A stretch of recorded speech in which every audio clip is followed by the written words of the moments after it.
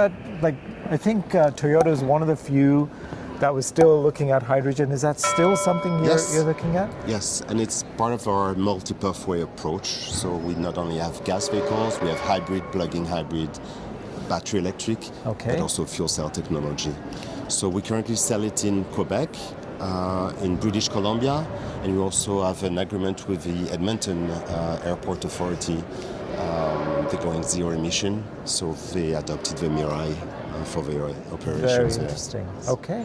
Cool. It's our first fully electric vehicle sold in North America. We currently sell it in Quebec and British Columbia because of the zero emission mandates in those two provinces. Right. But it's going to be launched in the rest of Canada later this year. And what is the electric range on this? So on the front wheel drive is 406 kilometers. Very good. Okay. And on the all-wheel drive is 367 kilometers. Wow. Very different. It's a nice size, actually. Yes. I like that about it. It's not overly massive. So it's very cool. It's a little bit longer than a RAV4. Yeah. But it has all the advantages of a RAV4, like the interior space. It's a familiar environment because we still have actual buttons for climate controls. Which is kind of nice to have still. I mean, there's something about touch buttons, but I prefer manual buttons. But very, very nice, very different, very sharp looking. Okay. Thank you. Very good. All right. This is very rugged looking. Oh yes, this is the ultimate off-road vehicle.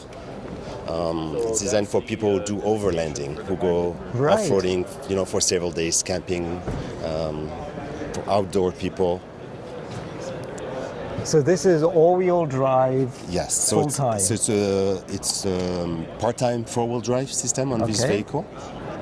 On the limited grade behind you, it's a full-time four-wheel drive system, and it's a body-on-frame SUV. My gosh.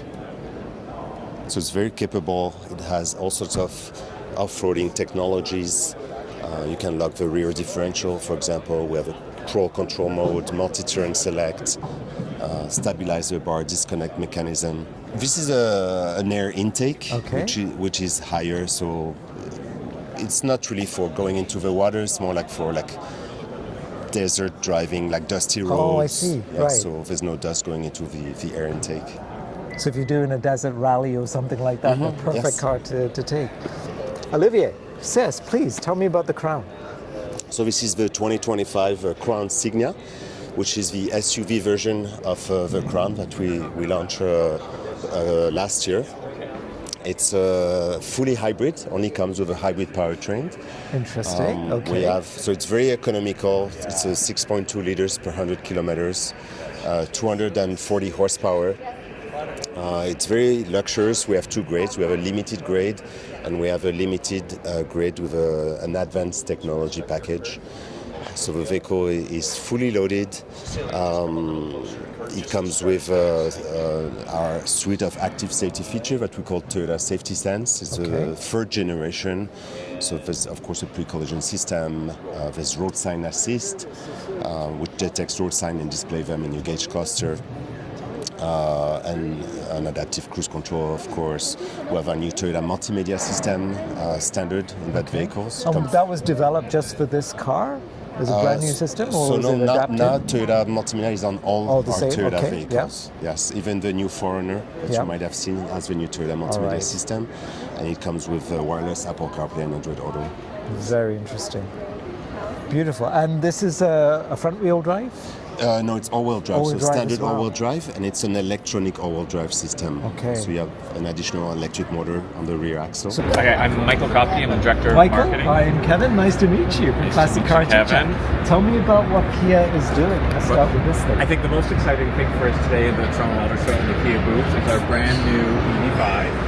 Now, this is a pre-production car, not finally spec.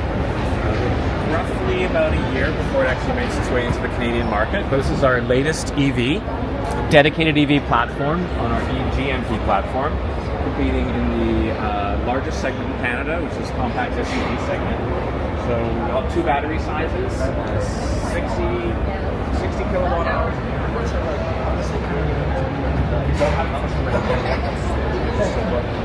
North of 500. Well, we don't actually. Okay. The only thing I just thought I might try a few numbers. We don't have an official one. We have to go through official certification on that. but will be available in front-wheel drive, all-wheel drive. Okay. The intent is to bring Frost Blue, our wonderful I do like this color. Frost Blue. Yes, Everyone like is really great on it. So this will be our what we're calling a brand accelerator, but really because it's first accessible EV, heart of the market. This is the SUV that everybody drives. Really exciting about that. But this is a big one, 2-row, roughly the same dimensions as Sportage. Sometimes on camera it's kind of hard to tell how big the car is. Exactly. It's a good size. Yeah. Roughly a year or so away. Very excited about that. Now behind it, another fabulous blue color. So this is the EV6, and this is the car we relaunched the brand with in 2021. And so what we have here today is we've already refreshed it. So this has got a slightly larger battery, a little bit more range. So the rear-wheel drive version of this car is now over 500 kilometers of range, so 515 I think. 500 is the magic number. Yeah, if you can achieve that, you're on your way. So it drops a little bit with the all-wheel drive. Right. So this is the GT line version all-wheel drive. So I think the number came in about 435, which is up from 406. Sorry, 435, up from 406 it was before. But beautiful. So that'll be in market as we go into the spring. So already refreshed. And then just on the back there, you can see the EV9 that's on the stage, and that is our EV9 GT.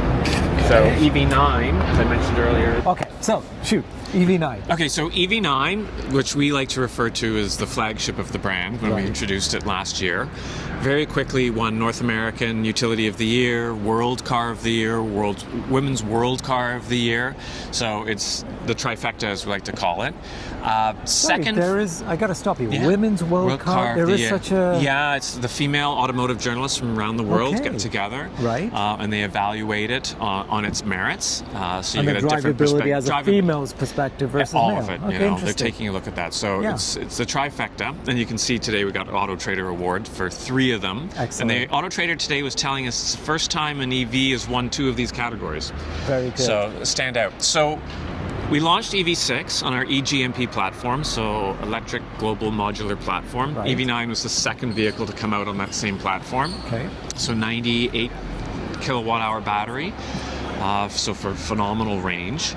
Full 3-row, full-size SUV, and the 3rd row, unlike some other cars, you can actually get an adult in there and spend some time. True. Again, and this gives you the all-wheel drive option on this one all-wheel drive. too? Yeah. Very we do have a rear-wheel drive option, right? But everybody's going for the all-wheel drive. Yes. Now, the benefit of having the all-electric platform is you get the nice flat floor. Yeah. Because you don't need to run any pipes back and forth for exhaust or no fuel or anything. No hump. So lots of great leg room. Front that's and a huge advantage. And the other thing too, I mean, in terms of the evolution, so is Kia making a plug-in hybrid car?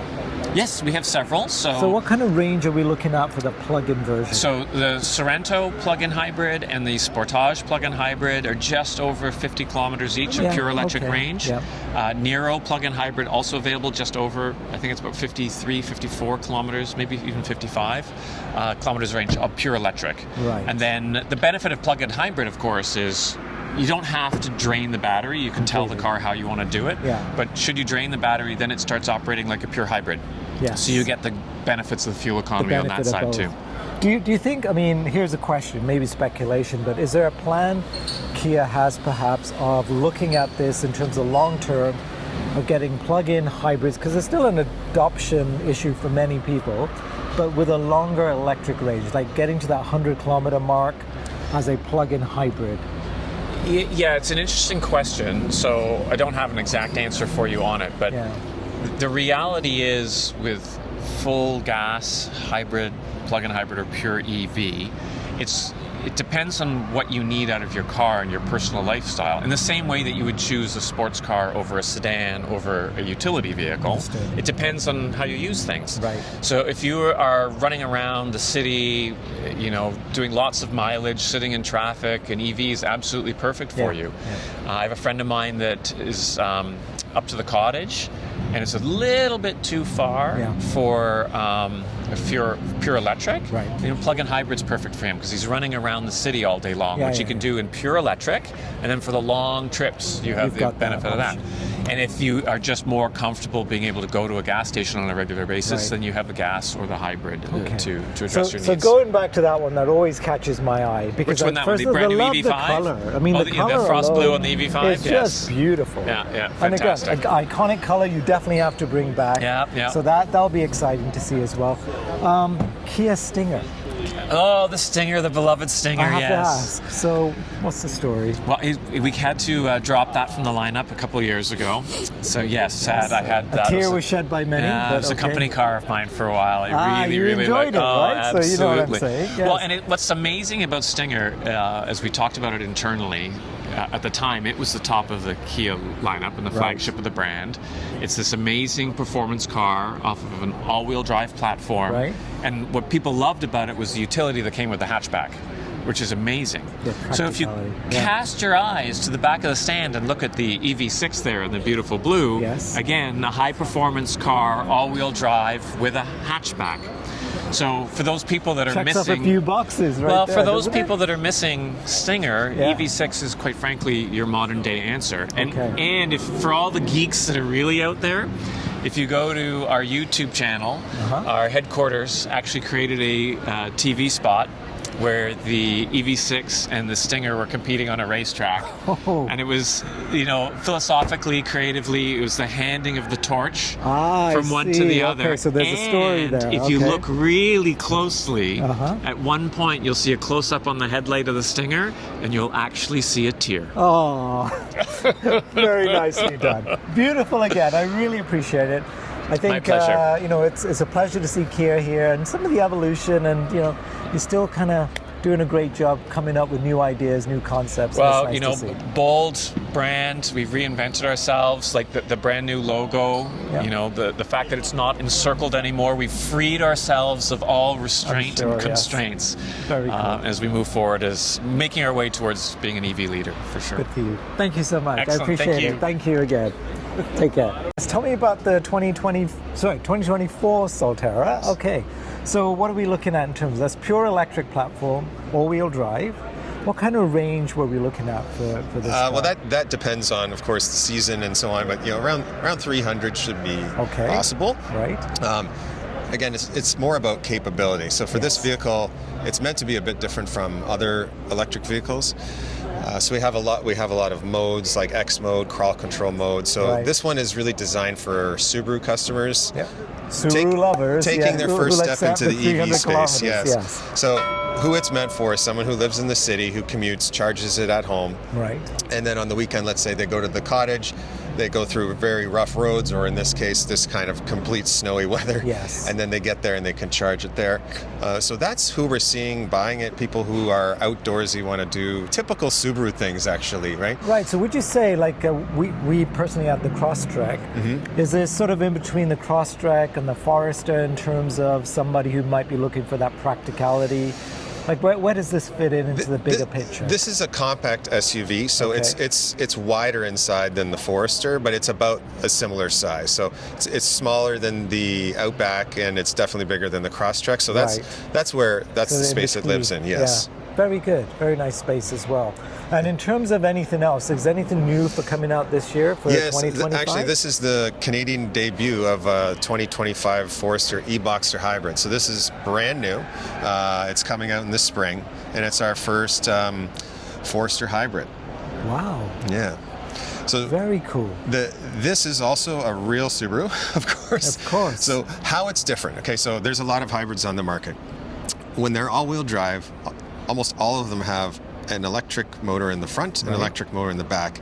And between those two motors, there's a computer that tells the wheels what the other set of wheels are doing. Okay. When you end up on a really slippery surface, a hill that's covered in ice, that kind of stuff, you'd be surprised. It's like your computer, right? Sometimes it goes Control, Alt, Delete, right? Yeah, little glitch, yeah, okay. So in our case, we have a hybrid motor that's attached to our motor, which is an Atkinson-style engine. So it means that it has more efficiency, less low-end power, but that's typically why auto manufacturers. What you need for an all-wheel drive. Yeah, they put it with the hybrid. But our hybrid system is powering the drive shaft underneath the car, a mechanical drive shaft that drives all four wheels mechanically, just like how it would for every other Subaru. Okay. So that's our difference. Also, we haven't changed the gas tank. A lot of hybrid SUVs have a smaller gas tank, again, to have weight, Yes, distribution. weight savings. Even, yes.